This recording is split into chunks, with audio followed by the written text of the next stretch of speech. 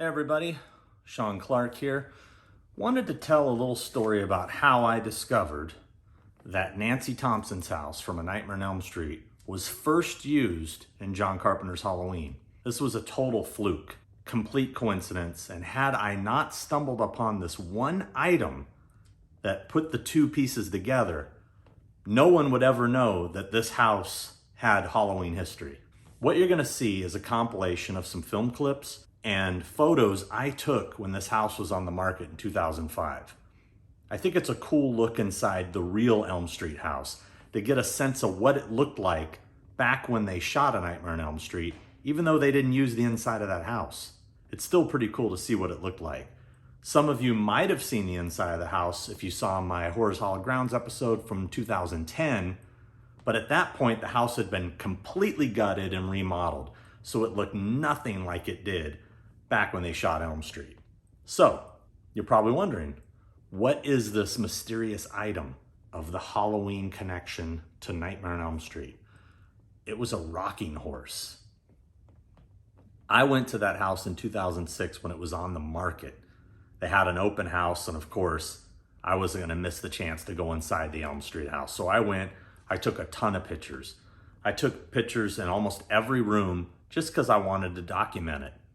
Never really did much with it, but I had it and I got to experience it. It was pretty cool. I went back to the house with Heather Langenkamp, Nancy Thompson herself, and we went in and did a tour, and I interviewed the then owner, Angie Hill, and she had completely remodeled it. Now at the time, I still didn't know the Halloween connection. It wasn't until after that, I don't remember the exact year, because I put this information out there a few years back, and I think Bloody Disgusting did an article on it and stuff, and I never made a big deal about it, but I thought it'd be fun to make a video to actually tell you all how I made the connection. So basically, it was because of a rocking horse. So watch this and you'll see what I mean. 1428 Genesee Avenue in Hollywood, California. This is known as Nancy Thompson's house from the film A Nightmare on Elm Street. This is how the house appeared in the very first film. But on September 24th, 2006, I got to go inside the house while it was on the market and they were having an open house.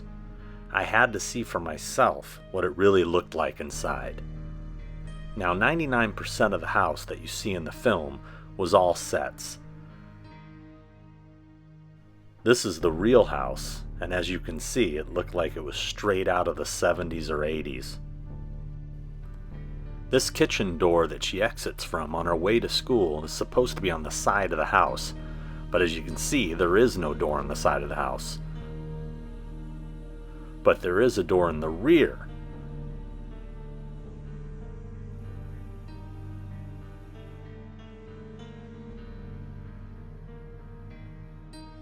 The back of this house looks like it had some unpermitted additions done to it. And did you know the Elm Street house had a swimming pool?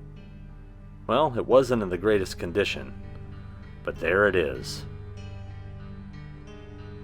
As you can see here, when Nancy goes into the house, it cuts to a set. There is a wall there with a door, and right in front of the front door is a staircase going directly up. The actual staircase in the real house is off to the right of the front door and heads up in a completely different direction. Also, check out the carpet that's on the stairs. What's interesting is there really was carpet like that on the stairs in the real house. So maybe they saw it and modeled it after that, I don't know. I'm just showing you all here the comparison of the sets versus the real house so you can get an idea how different it all really was.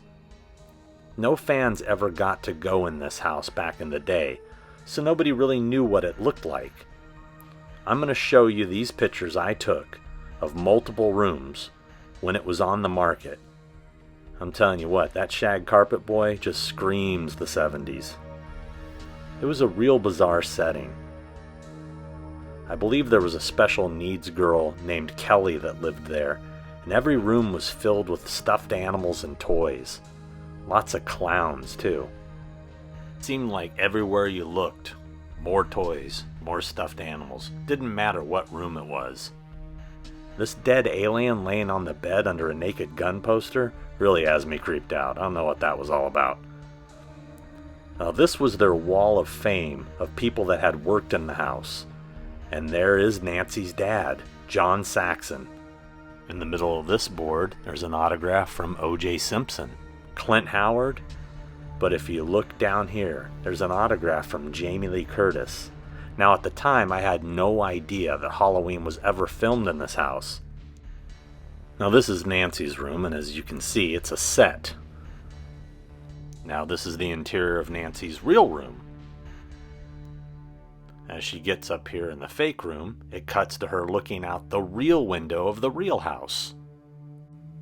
And there's me looking out the real window as well.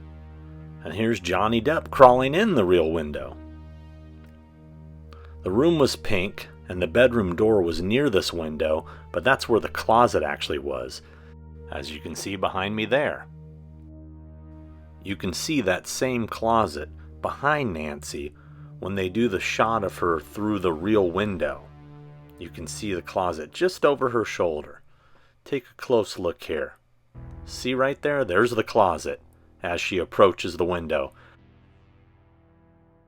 Then it cuts to a tight shot of her looking out a fake window. You can see the siding on the house doesn't match at all. Looking out the window, the trees block the view of Johnny Depp's house. When Angie Hill bought this house, she gutted it. This was it only a few months later, and then she brought it back to its natural exterior. But the inside was very different. If you've seen my episode of Horror's Hollow Grounds for A Nightmare on Elm Street, when I went back with Heather Langenkamp, aka Nancy Thompson, they totally redid the house. When I was there in 2010, I had no idea still about the Halloween connection until I happened to be watching the TV version of Halloween, and I looked at the scene in Laurie Strode's living room and said, something looks familiar. That rocking horse. It caught my eye. Where have I seen that rocking horse before? And I looked through my old photos, and boom, there it was. The windows around the front door, they all matched. I do believe they installed a fake door for the final gag in A Nightmare on Elm Street where Mom gets pulled through the window. The stairs were also identical. I was blown away. I figured this all out a few years later. I'd even gone back there for a couple of parties and I had no clue. And then I saw the scene where Annie calls Laurie, and I noticed something about that room too. It was Nancy Thompson's room. Nancy Loomis is in Nancy Thompson's room. Who could have ever imagined that this house, made famous from A Nightmare on Elm Street, was actually 5 to 6 years prior used in John Carpenter's classic Halloween? So whether you believe it or not, Nancy Thompson's house was actually Laurie Strode's house first. And that is a fact. I totally don't believe you.